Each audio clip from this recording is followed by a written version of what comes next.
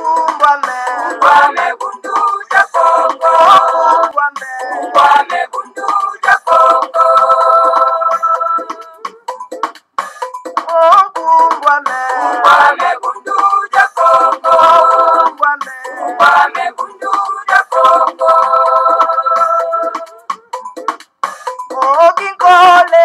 Kole ku Kongo ya mweni jo.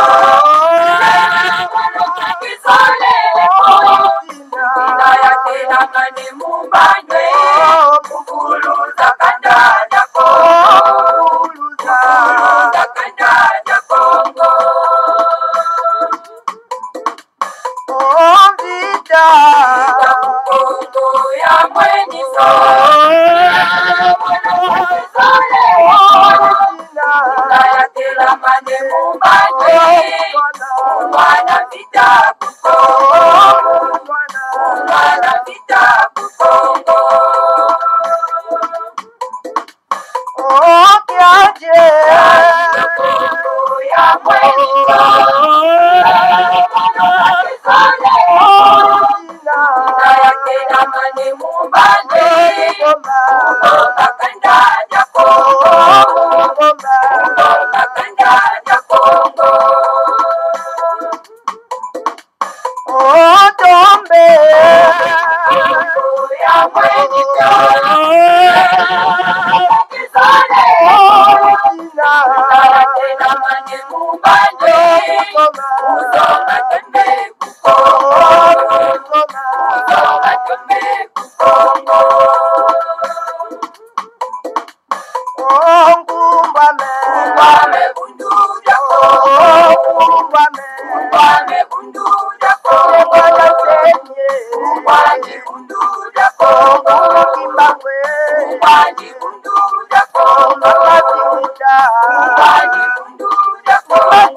Kumbwame bundu ja Kongo. Kumbwame bundu ja Kongo. Kumbwame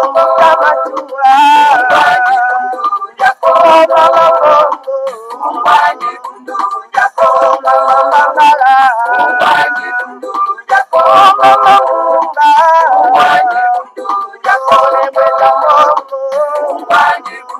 ja Kongo. Kumbwame bundu ja Kongo. Kumbwame bundu ja Kongo. Kumbwame bundu ja Kongo. Kumbwame bundu ja Kongo. Kumbwame bundu ja Kongo. Kumbwame bundu ja Kongo. Matondo mingi bama batata bandeko balandi ya Congo bololo kumbwame bundu dia Congo tarabiso bomo mesano tuye lisusu na pokwa na lelo pambate lelo ezali ya solo pena tuka mokolo mwa mine ya mposo mokolo mwa tukumi bale ya sanza ya yambo mobu ya koto mibale na tukumi bale na mibale tokomi bongo na ngonga ya zomi na sambo na miniti zomi na mibale elingi koloba ngonga ya mitano na miniti zomi na mibale ya sima ya nzanga epa wapi en tout cas topesi bino banso bayenge bayenge kino na bino bambote pe balosako na bino banso ezali ya bino molobeli mbuta bopeli bobala elingi koloba malamu koloba moko ya etuka solo pene ya bangombe na Grand Équateur bama batata bande kolanda Congo bololo alors donc tozana esengo ya kokuta na bino lisusu bomo mesano lisusu na pokwa na elo parce que moi occasion epesameli biso bama batata bande kolanda Congo bololo lelo en tout cas toye tokoka nano komanola parce que lelo tokomanola nano mamuke na esika oyo bama batata bande kolanda Congo bololo na pokwa na lelo parce que tozali na pokwa na lelo tout simplement na cadre ya mobilisation sensibilisation éveil patriotique bama batata bande kolanda Congo bololo parce que tozali awa na kati tokotia solo pena en tout cas video moko video en tout cas ya ndeko na biso mutu moindo kuna na mboka États-Unis d'Amérique na komba ya Louis Farrakhan oyo boyebi très bien donc interview na ye oyo asalaka solo pena en tout cas na kati na Kachopa na Afrique alors toko projecter yango lelo na pokwa awa po tokoka solo pena en tout cas ko analyser yango na kati na Congo bololo bama batata bandeko landi ya Congo bololo voilà. Alors, na yango pona ete tokoka solo pena en tout cas kobanda, kokende kuna, koprojecte solo pena en tout cas vidéo wana. Alors, donc, toko pesa non le moins information concernant en tout cas mboka na biso ya République à démocratiser du Congo. Alors, Namboka, plus particulièrement, toko bino ba nouvelle, en tout cas, il y a Palais Royal. Le grand maître en mandat Semilongi à Congo, en tout cas, le président Yabundu Diamayala et le chef saint de l'Afrique centrale. Donc, Athéna qui sera en tout cas, une réunion, en tout cas, na ba membre ya Bundu Diamayala, puis ba adepte ya Bundu Dia Congo, sera en tout cas dans le Palais Royal. En tout cas, le samedi passé, ba ma tataba de Gualanda Congo Bololo. Pona ko mobiliser bango, pona ko pesa bango solo en tout cas mateya, une nouvelle orientation, ba ma tataba de Gualanda Congo Bololo, pona bitumba oyo tozali na yango. Une réunion vraiment de crise, une bonne réunion parce que bandeko bautaki de gauche à droite na Congo de Akati, na Angola, na Kabinda, un peu partout en tout cas, na Kinshasa, et par en tout cas, se retrouver autour du grand maître de Mandassé, les chefs saints de l'Afrique centrale. Donc, il y a Igno de Timanti. Alors, donc voilà, et par rapport le grand maître de Mandassé, en tout cas, après ça, il y a une nouvelle orientation. Et c'était très bien passé. Vraiment, Congo Bololo. Alors, Tokoluka, solo en tout cas, Mikolomizali Koya, Tokoa Koyamba, solo en tout cas, Mbuta Sakameso, en tout cas, les grands orateurs, Sakameso, Oazali, solo en tout cas, cadre ya Bundu Diamayala, pour Tokoka, solo en tout cas, ko analyser la situation. On peut surtout tout ça, la solo en tout cas, bilan, il y a année 2021, et que les perspectives d'avenir pour l'année 2022. Voilà, en tout cas, ma tatama de Golanda Congo Bololo, et le grand maître en personne, donc en bonne santé, et voilà, et petit à petit, le grand maître de Mandassé reprend, n'est-ce pas, ses activités comme d'habitude. Voilà, oyo toko pesa bino solo pena activité na kati na Palais Royal. Alors, information toko pesa bino lisusu bama tatama de Golanda Congo Bololo. Toujours na kati na République à démocratiser du Congo. Et pas wapi, en tout cas, situation sanitaire ezali vraiment mabe. Épidémie et côté sur en tout cas na kati ya République à démocratiser du Congo mobimba na ba province surtout. Et pas wapi en tout cas bandeko bazali ko bela na ba maladie ya bokono. Ba fièvre moko et koikuna ba tataba de Golanda Congo Bololo et voilà bande kuna biso vraiment donc ba lali pongité alors baza ko se faire soigner na ba médicament o ya bokoko na biso et puis baza ko zala guéri ba tataba de Golanda Congo Bololo donc bokono moko donc o ezali lokola bokono o ezali solo en tout cas koleka na kati na mokili mwa poto ba ma tata bandu na Congo Bolo. Heureusement que bande kona biso baza sur place alors donc baza ko se faire soigner solo en tout cas na produit ya bokoko na biso et que bazali ko zala vraiment guéri à 100% ba ma tata bandu na Congo. Alors c'est pour cette raison en tout cas esengeli koyebisa bandeko que soki bazali attaqué na ma grippe wana esengeli bakwa ko utiliser solo en tout cas bamakasa na biso kotokisa yango en tout cas ko se faire soigner na yango bakozala vraiment guéri sans problème. Voilà en tout cas problème il y a crise sanitaire aux ezali solo en tout cas ko frapper la République à démocratiser du Congo na ba province surtout il y a mboka bama tata bandeko balandi ya Congo Bololo. Information on a repassa bino sur information politique ezali concernant Monsieur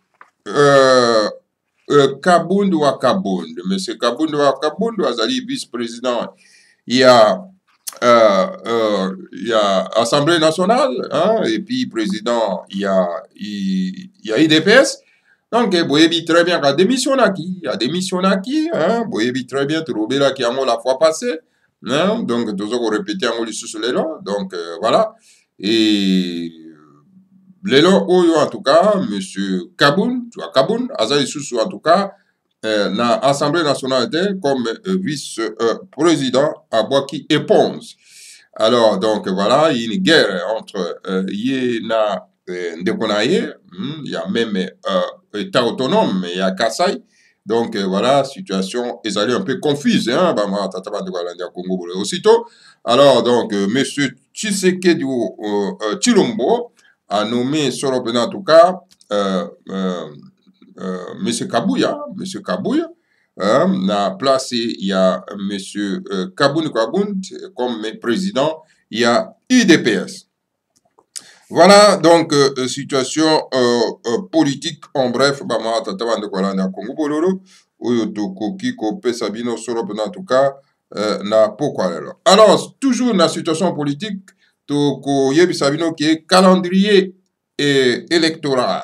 Il y a un gouverneur, il y a une province en litige, donc, Ezali, na mois, il y a avril, mois d'avril, donc, élection, il y a gouverneur, et que ça, les en tout cas, na mois d'avril, où on Ezali, nouveau calendrier, il y a Seni, Oyo Babimisi, est-ce que, pour respecter, cette fois-ci, let ainsi tozela bongo toko mona bama tatabande walanda Congo bolo. Voilà en bref oyo moi muke toko kopesa bino comme situation politique, actualité politique ya mboka. Alors concernant Bundu Diamayala bama tatabande walanda Congo bololo, donc les activités vont bientôt reprendre, hein, redynamiser donc Bundu Diamayala pour que ekota solo en tout cas l'ambiance na yango Congo. C'est pour cette raison donc les grands maîtres de Madasemi a tenaki une grande réunion solo en tout cas na palais royal pour na couper ça la nouvelle orientation. Alors boyebi très bien que Bundu Diamayala c'est un parti politique où ils ont bunda bitumba solo. Bitumba solo ezali nini? Likambo etali mabele. Parce que eloko oyo tata nzambe pour tenir na pesa kana bato motu ezali mabele. Kozanga mabele elingi koloba okomi nomade na kati ya mokili oyo. Alors tout parti politique oyo ezako bundela likambo mabele, c'est un parti politique qui faut vraiment ko simba yango pema maboko makasi.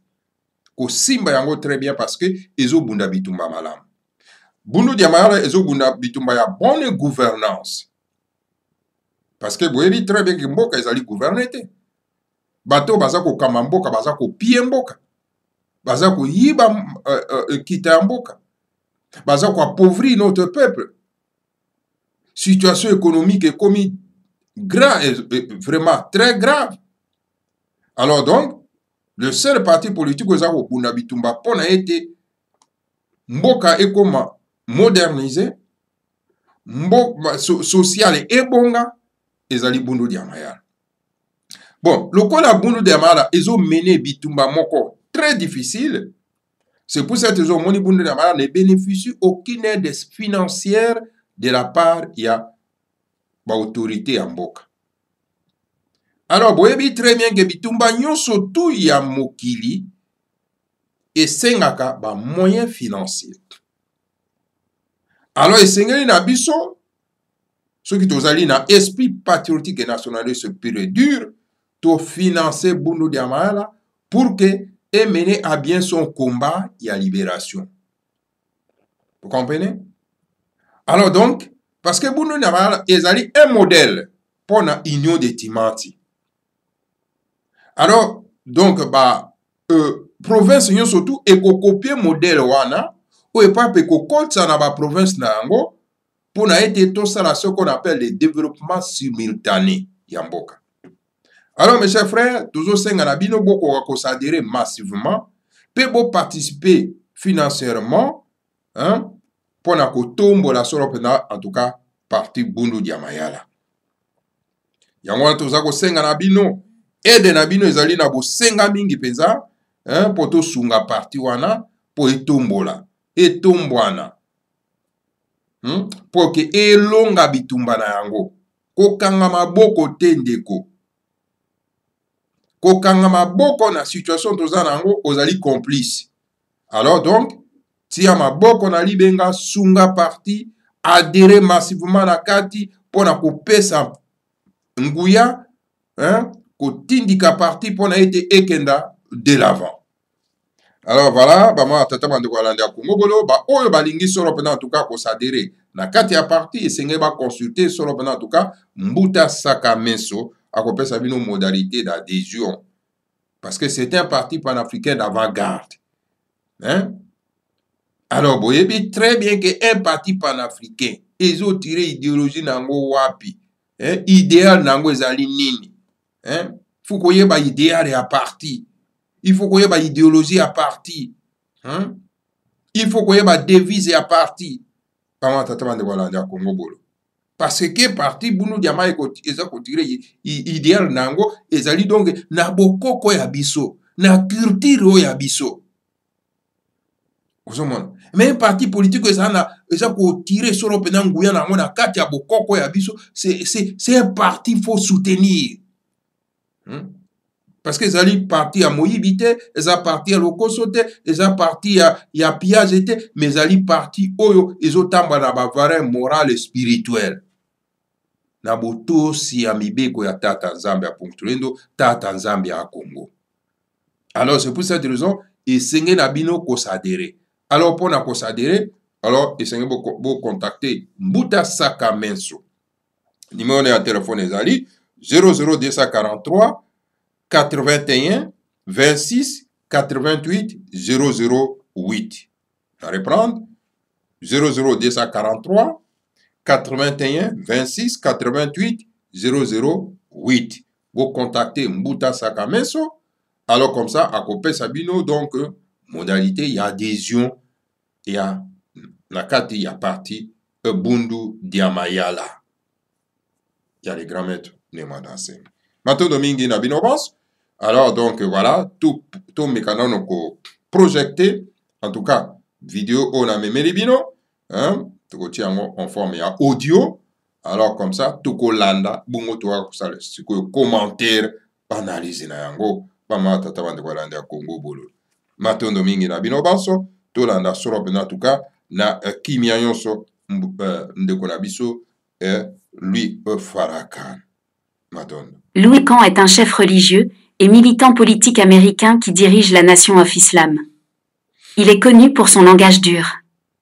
Il a visité l'Afrique en 1998 et a eu ses mots durs pour les Africains noirs d'Afrique.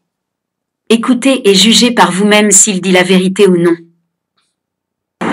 None of you can deny that what I'm saying is the truth. You know it's the truth. But either you won't write it, or you're too cowardly to speak it. Aucun de vous ne peut nier que ce que je dis est la vérité. Vous savez que c'est la vérité. Mais soit vous ne l'écrirez pas, soit vous êtes trop lâche pour le dire. Because you want some favor here or favor there. So because you can't talk, you are muzzled. I'm not. Parce qu'il y a une certaine faveur ici, ou favorisée là-bas parce que vous ne pouvez pas parler. Vous êtes muselé, je ne suis pas. I'm a free black man, and I didn't come here looking for a handout, and I really don't think you need one. Je suis homme noir libre et je ne suis pas venu ici à la recherche d'une aumône, et je ne pense vraiment pas que vous en ayez besoin. Your problem is that you think you need a handout. Everything you need is right under your foot, but you're looking everywhere else for help instead of to yourself and what you can produce for yourself. This is Africa's dilemma. You are parading yourself before the world as international beggars. Votre problème est que vous pensez que vous avez besoin d'un coup de main. Tout ce dont vous avez besoin est juste sous votre pied, mais vous cherchez de l'aide partout ailleurs, au lieu de vous-même et de ce que vous pouvez produire pour vous-même. C'est le dilemme de l'Afrique que vous vous présentez devant le monde en tant que mendiants internationaux. You gave civilization to the world. Your problem is not America. Your problem is not Israel. Your problem is not Britain. Your problem is your disunity and your dependence on others to do for you what you could do for yourself. Quand vous venez la civilisation au monde, votre problème n'est pas l'Amérique, votre problème n'est pas Israël, votre problème n'est pas la Grande-Bretagne, encore moins la France. Votre problème est votre désunion et votre dépendance envers les autres à faire pour vous ce que vous pourriez faire pour vous-même. So I don't have to come back here anymore to help you. The help is already here. The knowledge is already here. The land is here. The sun is here. The water is here. The minerals are here. You have some of the finest minds in the world, but they're in Europe and they're in America making money while Africa suffers. Why don't we create politically stable environment and call the children of Africa back home to help build Africa? Donc, il n'y a plus besoin de revenir ici pour vous aider. L'aide est déjà là, la connaissance est déjà là. La terre est ici, le soleil est ici, l'eau est ici, les minéraux sont ici. J'entends dire que vous avez certains des meilleurs esprits du monde, mais ils sont en Europe et ils sont en Amérique pour gagner de l'argent pendant que l'Afrique souffre. Pourquoi ne pas créer un environnement politiquement stable et appeler les enfants d'Afrique chez eux pour aider à construire l'Afrique? We are your children. And we will come and help.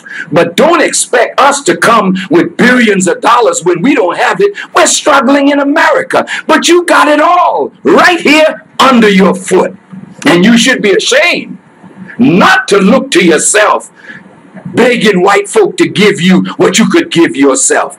Nous enfants et nous viendrons vous aider, mais ne vous attendez pas à ce que nous venions avec des milliards de dollars quand nous ne l'avons pas.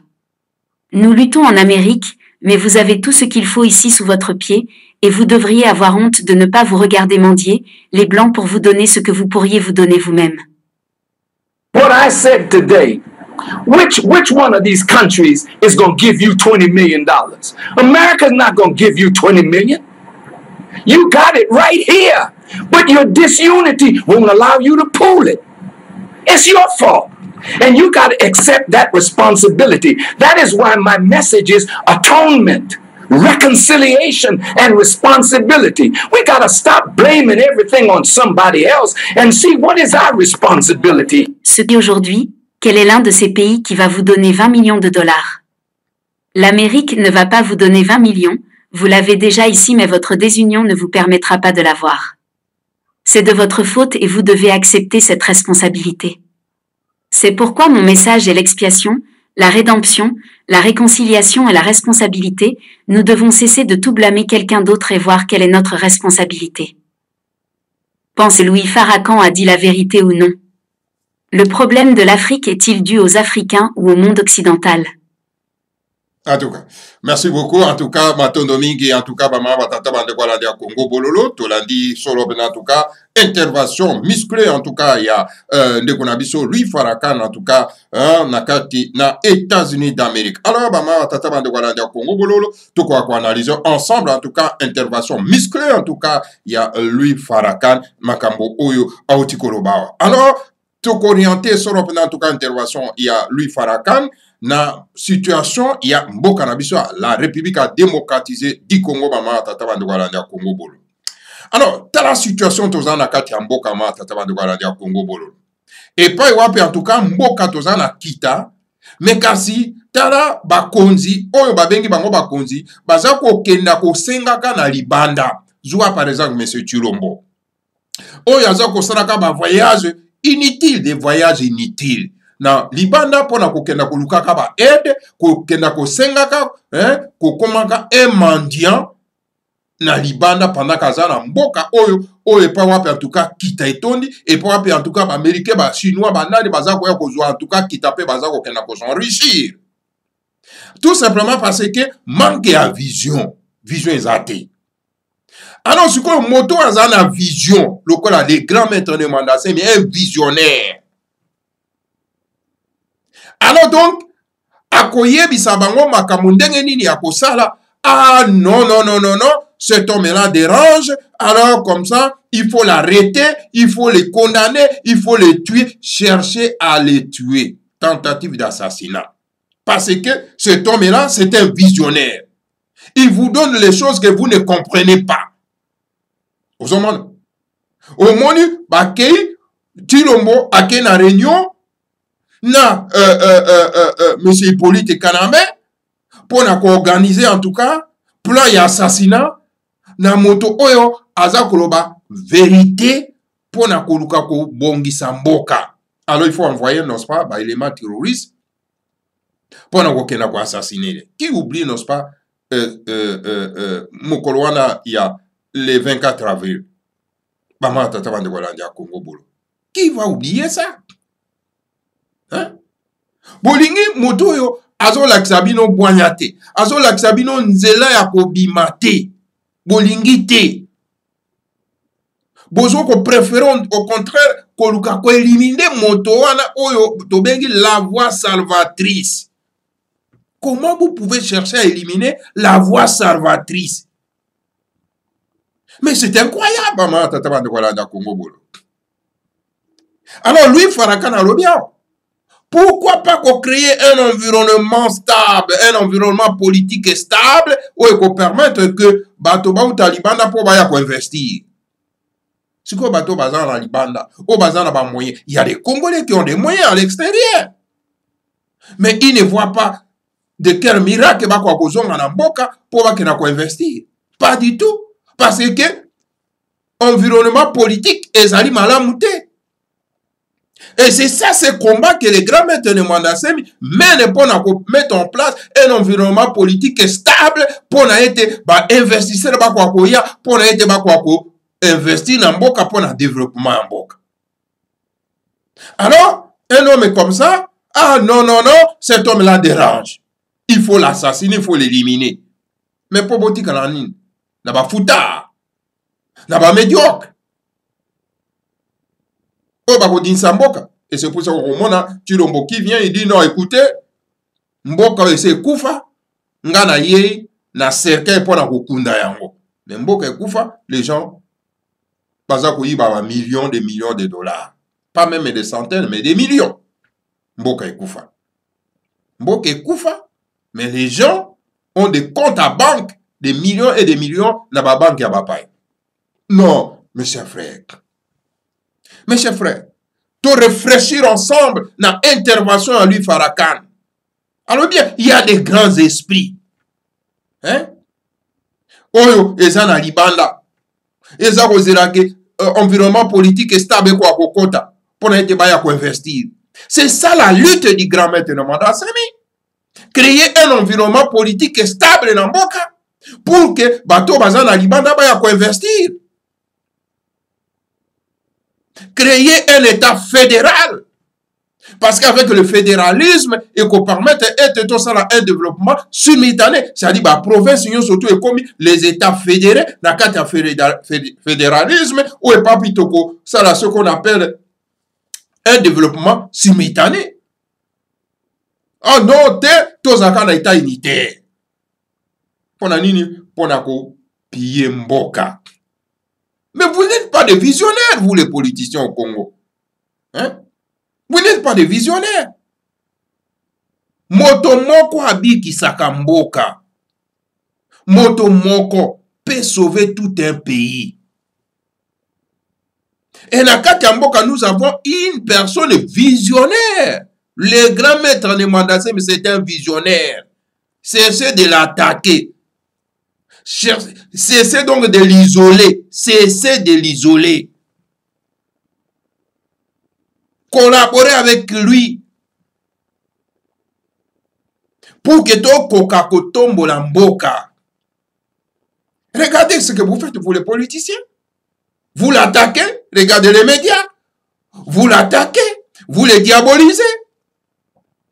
Et à part les politiciens et les médias, et vous avez aussi Babinzambi Nzambi. Hein? Babinzambi Nzambi. De leur côté aussi, ils attaquent les grands maîtres en disant oh non, c'est un magicien. Oh non, non, non, c'est un magicien. Hein? Oh non. Et le peuple ignorant, oh non, non, c'est un doki. Pour vous, écoutez, il faut, quand les militaires viennent vous assassiner, on vous assassine. C'est ça. Et quand les militaires n'arrivent pas, on n'ose pas assassiner quelqu'un, alors non, Azan Doki, Azan magicien et Bongo na Bongo. Voilà un peuple qui accompagne des bêtises dans Nakati Mboka. Voilà un peuple aveugle qui accompagne la mort de leur propre pays. Mes chers frères et sœurs, réveillez-vous. Réveillez-vous. Bon, là, tu as ce qu'on appelle le sursaut patriotique et nationaliste pour aider notre pays.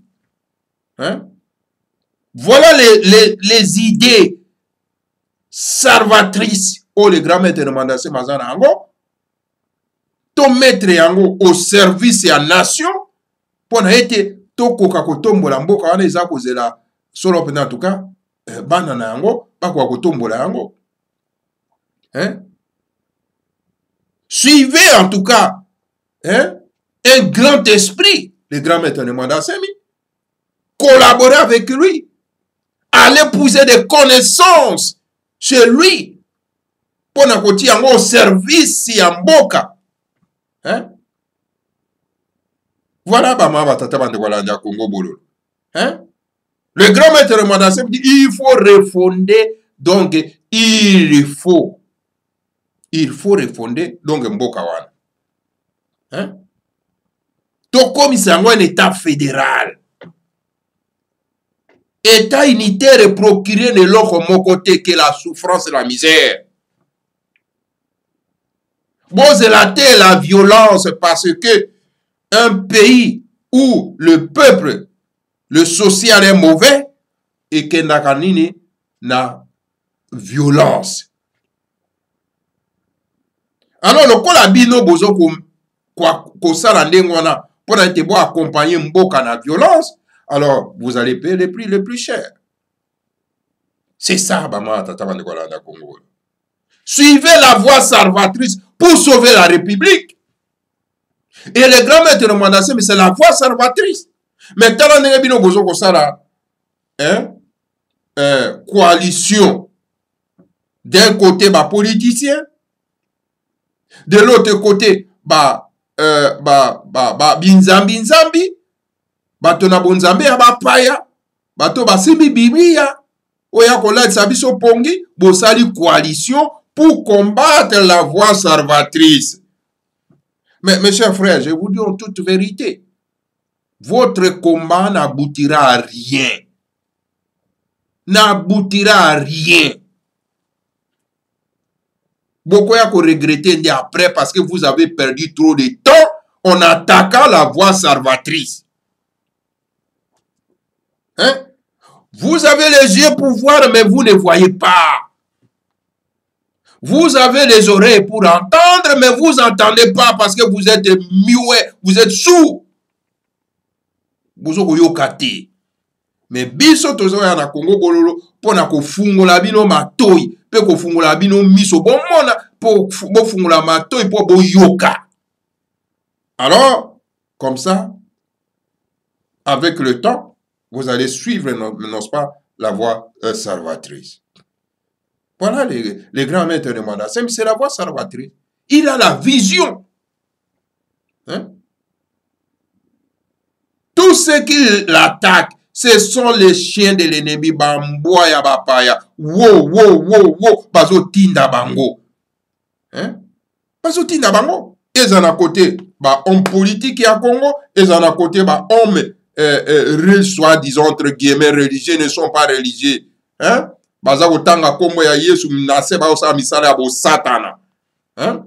ne sont pas des religieux. Ce sont les diables et des démons. Mais ils suivent le nom de Jésus. Mais Nassi Manassé, comme il y a Satan. Alors voilà, bino bobengi bana somi ya mboka ya Congo, bozo kokenda ko pesa ka bambongo na bino et pas na bango. Pour continuer à envoûter bino. Et nous allons vous désenvoûter. Bolongwa na maboko na bango. Botika ko bebisa mbongo et pas ya pasteur charlatan. Les gens qui utilisent les petits magie mindele pesi bango pour na envoûter bino. Alors voilà, lui Farrakhan a dit rien que la vérité. Faut tes aller par Abisso parce que nous avons tout na kati ambo kanabiso. Et le Congo Izangi. Nous avons tout. Mais alors, tala tokomi ba mandia, tokomi batoyo bazako kimaka mboka, tozo kendaka na bamboka bapaya, bazako kendako humiliaka biso, humiliation que nous connaissons dans des pays étrangers, dont on nous qualifie de nègres, de négroïdes, etc. Comme c'est comme si nous n'avons pas un pays, c'est comme si nous n'avons pas la terre. Hein? Ok. Si nous créons un environnement politique stable, personne n'a kobima. Si vous n'êtes pas capable, hein, Yakota Musamboka, laissez aux gens qui sont capables.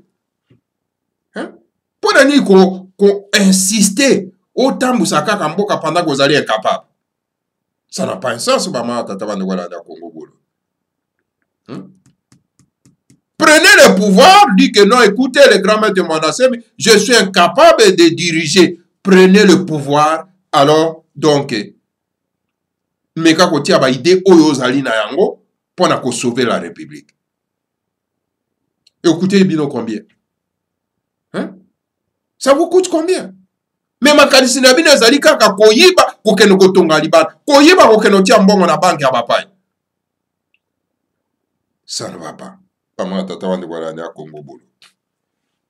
Voilà, maman tata wande ko na kanisi mateya ya Louis Farrakhan et qu'on peut s'abisso matière à réflexion. Maman tata wande wala na Congo bolo pour na été tout sauver la République. Ah, sinon, ekozala sauf équipe. Voilà, maintenant, mingi maman tata wande ko. Na mokuse na yaki koyoki sabino soro en tout cas intervention à lui Farrakhan, hein? Alors na makambo ezali koleka soro en tout cas na mboka na biso. Matondo mingi na bino banso oyo bozaki na biso pe bolandi biso. Alors bo partager en tout cas Congo bololo bande ko balanda soro en tout cas intervention ya Louis Farrakhan Marie Ialobaki, ezala une matière il y a réflexion pour Nabiso. Maintenant, que le Seigneur à Congo vous protège tous, nous protège tous, protège les grands maîtres de Mandassemi, Longia Congo, les grands maîtres, les chefs saints de l'Afrique centrale. Alors, à Kokaso, on protéger Mabélé, il y a la République fédérale du Congo. La République a démocratisé du Congo. Maintenant, mingi na binobas, alors Afrique est kozala construit na lulenge ya ekipata. Maintenant. Mvuka yantimanti, Afrika yampa di finamene tuwa, kabu dia bakeluba. Uluzorora batanda wa mungu tulendo, makanda mava musa mafutu kayotama. Osaweni na ninga masina makikulu, Kongo ya kutuka Kongo. Uluzorora batanda wa mungu tulendo, makanda mava musa mafutu kayotama. Osaweni na ninga masina makikulu, Kongo ya kutuka Kongo. Afrika ya Afrika ya pali na tumbo. Afrika ya pali sina mene tumbo. Afrika ya Afrika ya pali na tumbo. Afrika ya pali sina mene tumbo. Efi ya mbita keti wana kukongo, ipanza kya Kongo yekibuka kya timanzi. Efi ya mbita keti wana kukongo, Kongo ya futuka Kongo. Efi ya mbita keti wana kukongo, ipanza kya Kongo yekibuka kya timanzi. Efi ya mbita keti wana kukongo, Kongo ya futuka Kongo. Afrika ya Afrika ya pali na tumbo. Afrika ya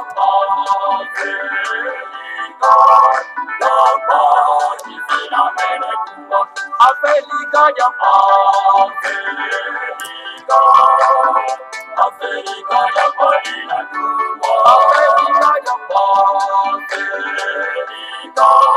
Jamani Philomene Dumbo. Zakuzakuna ntantu zazo zirakatulwa ulusolo lwabatata makungu tuleno zikumi nazo neza kwanza zinatungwa yevukana mukivuka kya ntimatsi.